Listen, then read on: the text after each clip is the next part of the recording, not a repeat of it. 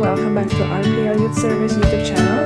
And today, Virtual Science Lab, we're going to make edible slime using gummy bear as the main ingredients. So all you need is gummy bear, any kind of brand you like.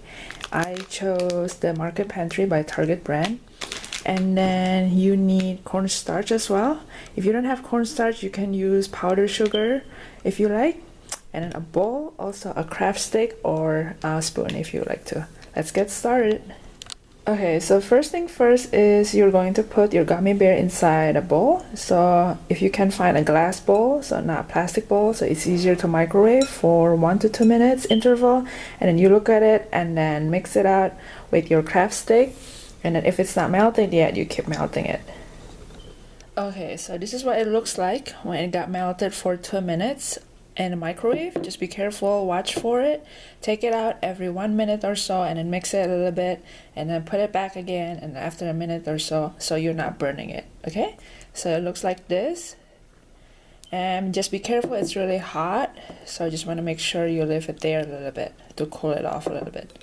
Okay, the next step is we're going to add cornstarch to it. So I just going to put 1/4 of cornstarch to see how it goes, and then if it's stretchy enough we don't have to add it, but if it's not stretchy enough then you can add it some more. Okay, just be careful. It's okay to make a mess, and if you need help from a parent or your siblings you can do so. Okay, it looks like so, and then you mix it well until you don't see any more cornstarch in there.